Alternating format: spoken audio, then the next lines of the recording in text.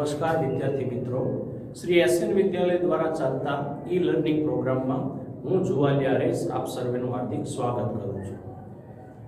આજે આપણે અહીંયા ઇંગ્લિશની અંદર સેકન્ડ સેમેસ્ટર એટલે કે બીજું સત્ર સ્ટાન્ડર્ડ 6 ધોરણ 6 ની અંદર યુનિટ 1 પહેલો યુનિટ ભણીશું.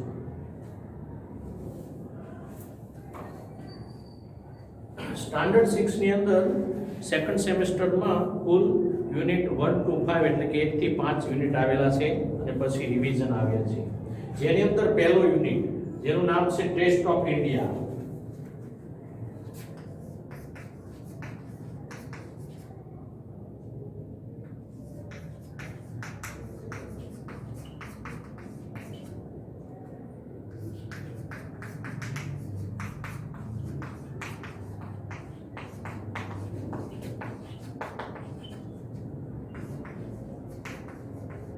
ટેસ્ટ ઓફ ઇન્ડિયા એટલે કે ઇન્ડિયા એટલે ભારત, ટેસ્ટ એટલે સ્વાદ. જો કે ભારતનો કોઈ સ્વાદ નહીં, પણ આનો મીનિંગ છે ભારતની ઓળખાણ, ભારતની પહેચાન. ટેસ્ટ ઓફ ઇન્ડિયા ભારતની ઓળખાણ, ભારતનો એ જે કંઈ હાવભાવ એટલે કે ભારતની જે કંઈ પહેચાન છે એની વાત છે. તો એની અંદર આપણે એક્ટિવિટી વાઇઝ એટલે કે પ્રવૃત્તિ દ્વારા શિક્ષણ લઈશું, જેમાં પહેલી એક્ટિવિટી એટલે પ્રવૃત્તિ.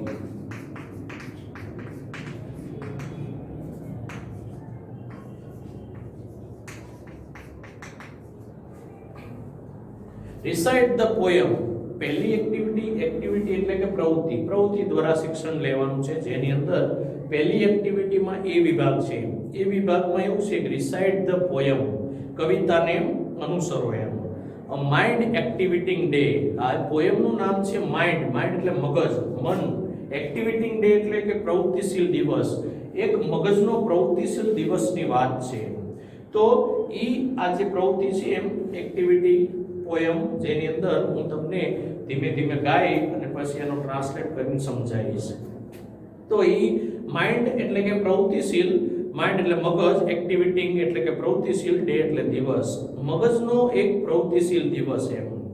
તો એ પ્રવૃત્તિમાં વાત છે એમ કે I went to city to see Mrs Sweety, she gave me a rupee to buy a toffee, the toffee was sour so I bought a flower, the flower was dead so I bought some thread, the thread was thin so I bought a pin, the pin was sharp so I bought harp, the harp wouldn't play so I gave it away, I went back to city to see Mrs. Sweetie, તો આ પ્રમાણે આ પહેલી એક્ટિવિટીની અંદર એ વિભાગમાં સરસ મજાની poem છે, જેમાં એક બાળક એ શહેરની અંદર મિસિસ સ્વીટી એટલે કે શ્રીમતી સ્વીટી બેનને મળવા જાય છે એની વાત છે. એને જે રૂપિયો આપે છે ને એ રૂપિયામાંથી જે વસ્તુ લે છે એ આ પ્રવૃત્તિની અંદર વાત છે. આઈ વેન્ટ, હું ગયો, વેન્ટ એટલે ગોનું ભૂતકાળ, ટુ ધ સિટી, શહેરમાં ગયો એમ. ટુ સી એટલે જોવા, મળવા, to see Mrs Sweety, Shrimati Sweety બેનને મળવા માટે ગયો. સી ગેવ મી અ રૂપી, તેમને મને એક રૂપિયો આપ્યો. To buy a toffee, buy એટલે ખરીદવું, ટોફી એટલે ચોકલેટ, તેમને મને એક રૂપિયો ચોકલેટ ખરીદવા માટે આપ્યો. ધ ટોફી વોઝ સોર, ટોફી એટલે કે જે ચોકલેટ હતી એ સોર એટલે ખરાબ હતી.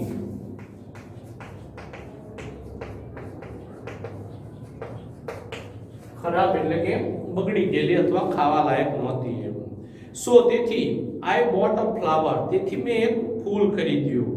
ધ ફ્લાવર વોઝ ડેડ, અહીં ડેડ એટલે મૃત્યુ પામવું થાય, પણ અહીં ફ્લાવર એટલે ફૂલ, ફૂલને એ મૃત્યુ ન પામે પણ મુરઝાઈ જાય, કરમાઈ જાય. તો એમ કહે છે કે ફ્લાવર, ફૂલ રહ્યું એ ડેડ એટલે કરમાઈ ગયેલું હતું. સો તેથી આઈ બોટ સમ થ્રેડ, તેથી મેં થોડોક દોરો લીધો. ધ થ્રેડ વોઝ થિન, દોરો એકદમ પાતળો હતો.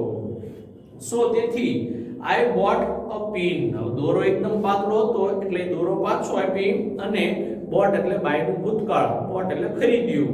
પીન એટલે ટાંકણી અથવા સોય, તેથી મેં એક ટાંકણી કે સોય ખરીદી. The pin was sharp, sharp એટલે તીક્ષ્ણ, અણીદાર.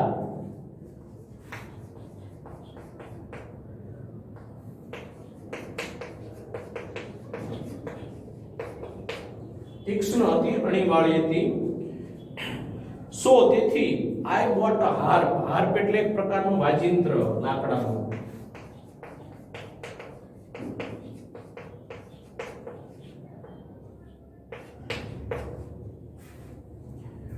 સો તેથી ધ હાર્પ વુડન પ્લે, એ વાજિંત્ર હતું. હાર્પ એટલે એક લાકડાનું, અહીં ચિત્રમાં આપ્યું છે એવું પ્રકારનું એક વાજિંત્ર હતું, પણ વુડન પ્લે એટલે વાગતું નહોતું એમ. સો તેથી આઈ ગેવ ઇટ અવે, તેથી મેં તેને ગેવ ઇટ અવે એટલે પાછું આપી દીધું. I went back to city, હું પછી બેક એટલે પાછો ગયો, સિટી એટલે શહેરમાં. To see Mrs Sweety, Sweety બેનને મળવા માટે પાછો હું શહેરમાં ગયો એમ. તો આ પહેલી એક્ટિવિટીના એ વિભાગની અંદર સરસ મજાની વાત હતી. આ બાળક એ સ્વીટી બેનને શહેરમાં મળવા જાય છે એમ, અને એને એ બેન ₹1 આપે છે અને ચોકલેટ લાવે છે. ચોકલેટ ખરાબ હોવાના કારણે પાછી આપીને ફૂલ લાવે છે, પણ ફૂલ કરમાઈ ગયેલું હોવાના કારણે પછી પાછું આપીને દોરો લાવે છે. દોરો એકદમ પાતળો હોવાના કારણે દોરો પાછો આપી સોય લાવે છે. સોય બહુ તીક્ષ્ણ એટલે ગણીદાર હોવાથી એ પાછું આપી અને એક વાજિંત્ર લાવે છે, જે વાજિંત્ર વાગતું ન હોવાથી એને પાછું આપી અને પૈસા પાછા લઈ લે છે. તો આ પ્રમાણેની એ વિભાગની અંદર એક્ટિવિટીમાં વાત હતી. હવે એની પછીનો એના આધારે બી વિભાગ છે કે find out the word pair. Word pair એટલે શબ્દ જોડી, વર્ડ એટલે શબ્દ, પેર એટલે જોડી. ફ્રોમ ધ પોએમ, આ પોએમમાંથી શબ્દ જોડી ગોતીને બનાવવાની છે. જેમાં એક્ઝામ્પલ આપ્યું છે સિટી, સ્વીટી, શબ્દો ઉચ્ચાર સરખો થાય એવાની શબ્દ જોડી બનાવવાની. તો પહેલું છે રૂપી. રૂપી લખેલું છે, એની સામે હું જે બ્લેન્ક્સ ખાલી જગ્યાઓ આવતી હશે એ પુરાવતો જાઉં, એ પ્રમાણે તમારે ટેક્સ્ટ બુકમાં પૂરતા જવાનું. રૂપી જેવો જ શબ્દ આવશે ટોપી. એની પછી બીજો વર્ડ છે ડેડ. ડેડ જેવો વર્ડ છે થ્રેડ. ત્રીજો વર્ડ છે પિન. પિન નો શબ્દ જોડે છે કિંગ. ચોથો વર્ડ છે શાર્પ. એના જેવો શબ્દ છે હાર. અને પાંચમો છે સોર. સાવર એટલે ફ્લાવર. તો આ પ્રમાણે આટલા શબ્દ જોડી આપણે પોએમમાંથી બનાવી. હવે એના જ આધારે નીચે કોષ્ટક છે સી વિભાગમાં. સી વિભાગમાં એવું છે કમ્પ્લીટ ધ ટેબલ, નીચેનું કોષ્ટક પૂરું કરો. તો પહેલી બાજુ છે આઈ ગેવ બેક, મેં પાછું આપ્યું, અને સામે છે ઇટ વોઝ. શા માટે પાછું આપ્યું એનું કારણ સામે છે. જેમાં એક્ઝામ્પલ એક આપ્યું છે કે પહેલી વસ્તુ કઈ પાછી આપી, તો કે ટોફી.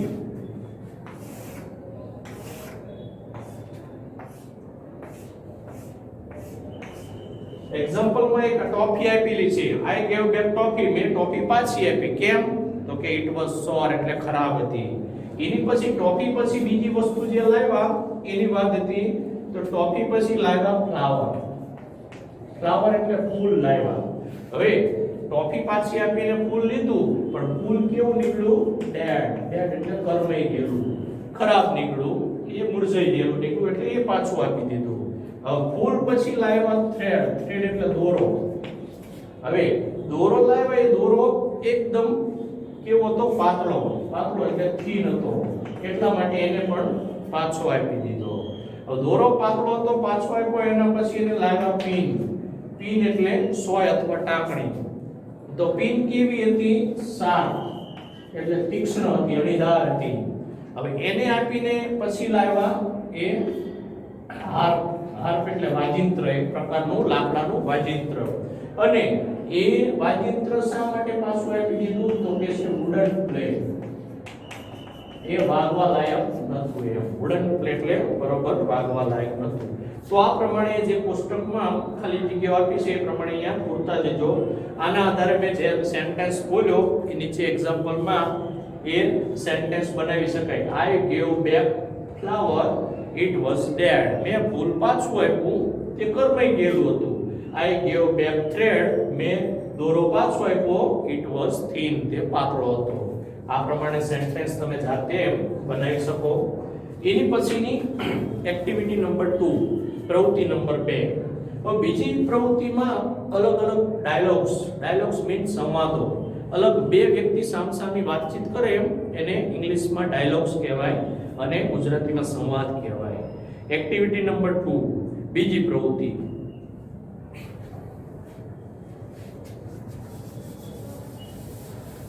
અહીં જે હું શબ્દ જે કંઈ લખું એ ટેક્સ્ટ બુકમાં બ્લેન્ક આવતી હોય, ખાલી જગ્યા આવતી હોય તો એમાં પૂરતું જવાનું, નહીંતર નોટમાં અથવા કોઈ ચોપડામાં લખતું જવાનું.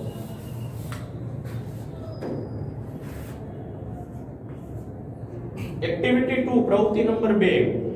એમાં પણ એ વિભાગ છે રીડ ધ ફોલોઈંગ ડાયલોગ્સ. નીચેનો સંવાદ વાંચો. સીન 1, પહેલું દ્રશ્ય. સીન એટલે દ્રશ્ય. પહેલું દ્રશ્ય છે કે એક શાંતાબેન નામના વ્યક્તિ એ અલગ અલગ ઘરે જઈ અને વસ્તુ માગે છે, એનો સંવાદ છે. પહેલા જ શાંતાબેન રેણુબેનના ઘરે જાય છે અને રેણુબેનના ત્યાં જઈને કહે છે કે રેણુબેન, આઈ એમ મેકિંગ કરી.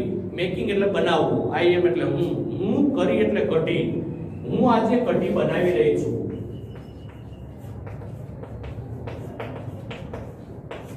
આઈ એમ મેકિંગ કરી એટલે હું આજે કઢી બનાવી રહી છું, પણ I don't have curd. Curd એટલે દહીં, છીણેલું દહીં એટલે છાશ.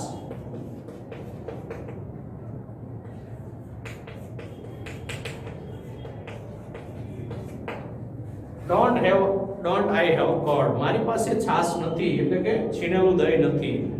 Will you please give me some curd. શું તમે મને થોડું છાશ કે છીણેલું દહીં આપશો? તો સામેથી રેણુબેને જવાબ આપ્યો, યસ શ્યોર, હા ચોક્કસ શાંતાબેન, હિયર યુ આર, આ રહ્યું હાલો એમ.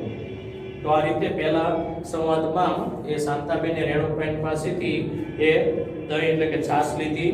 સીન નંબર 2, બીજો દ્રશ્ય. હવે શાંતાબેન વેણુબેનના ઘરે જાય છે, કે છે વેણુબેન, આઈ એમ મેકિંગ કરી. આજે હું કરી એટલે કઢી બનાવી રહી છું. આઈ don't have gram flower. Gram floor એટલે ચણાનો લોટ.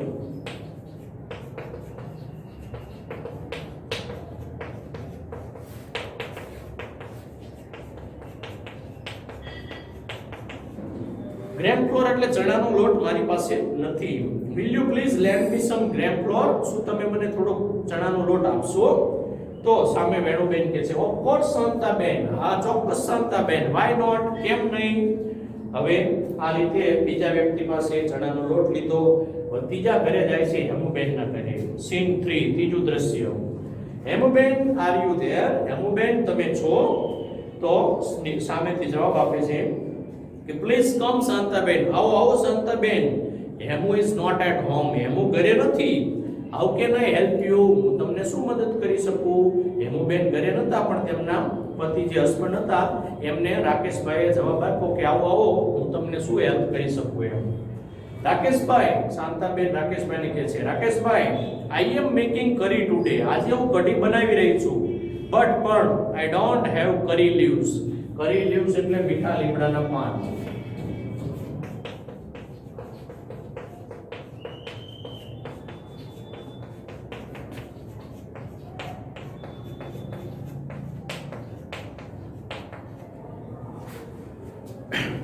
Will you please give me some curry leaves? શું તમે મને થોડા મીઠા લીમડાના પાન આપશો?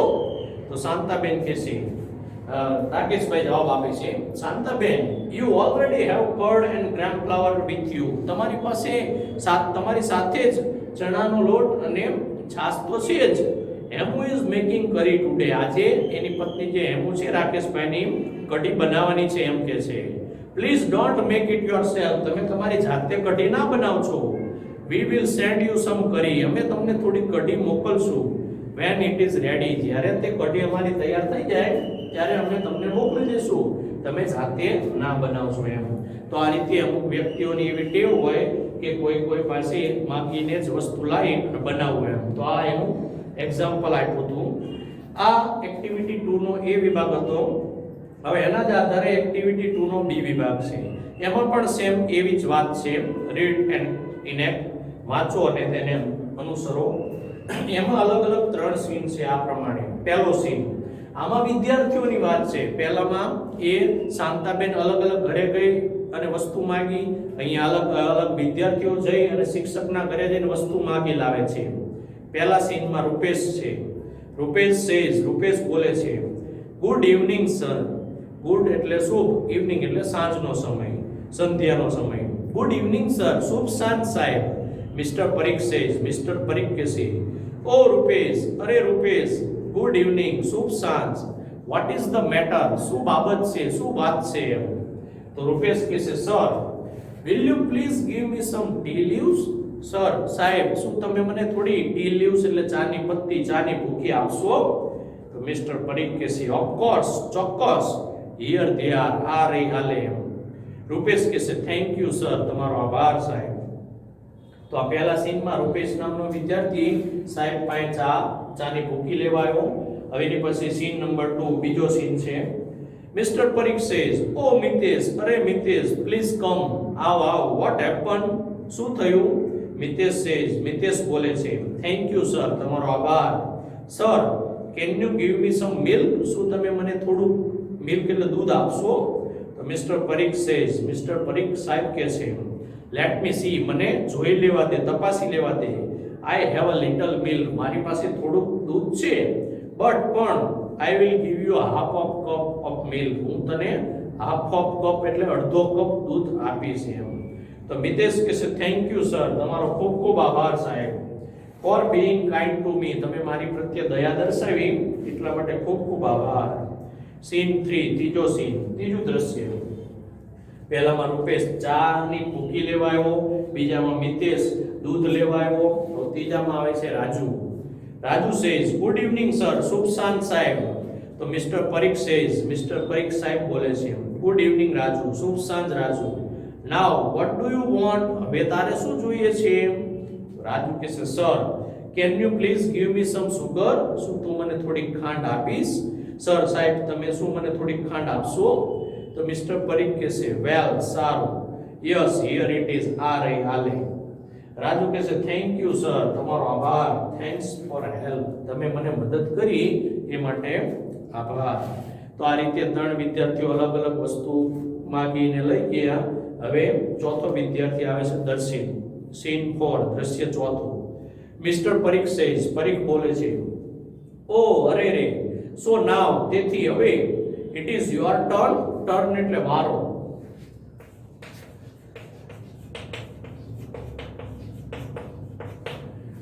So it is now turn, હવે શું તારો વારો આવ્યો? વોટ ડુ યુ વોન્ટ નાવ, હવે તારે શું જોઈએ છે?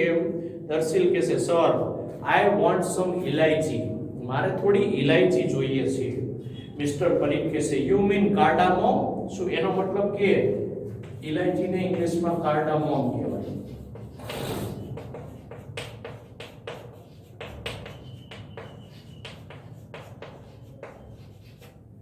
યુ મીન કાર્ડામોમ એટલે કે કાર્ડામોમ એટલે ઇલાયચી જોઈએ છે. વાય, શા માટે? ડુ યુ હેવ અ સોર થ્રોટ, શું તને સોર એટલે ગળામાં, થ્રોટ એટલે દુખાવો છે, તને કોઈ ગળામાં તકલીફ છે? તો ચારે વિદ્યાર્થીઓ જે એક વસ્તુ લેવા આવ્યા તે બધા સાથે આવી જાય છે અને સાથે જવાબ આપે છે. દર્શિલ, રાજુ, મિતેશ એન્ડ રૂપેશ, ચાર વિદ્યાર્થીઓ સાથે બોલે છે. નો સર, ના સાહેબ, વી આર પ્રેક્ટિસિંગ, અમે તો પ્રેક્ટિસ કરીએ છીએ. એક્ટિવિટી નંબર 2B, અમે એક્ટિવિટી બીજી છે એનો B વિભાગની અમે તો પ્રેક્ટિસ કરીએ છીએ ફ્રોમ યુનિટ 1. પહેલો યુનિટ જે છે એને બીજી એક્ટિવિટીના B વિભાગની તો અમે પ્રેક્ટિસ કરીએ છીએ કે કોઈને ત્યાં કેવી રીતે વસ્તુ માંગવા જવાય. મિસ્ટર પરીખ કહેશે, ઓ અરે રે, સો all this is a part of your homework, અરે આ તો બધું તમારું હોમવર્ક હતું એમ, આ તો તમારા લેસનનો એક ભાગ હતો એમ. તો આ રીતે અહીંયા એક્ટિવિટી 1 અને એક્ટિવિટી 2B આપણે જોઈ. એની પછીનો હવે આગળ નેક્સ્ટ પીરિયડ લેક્ચરમાં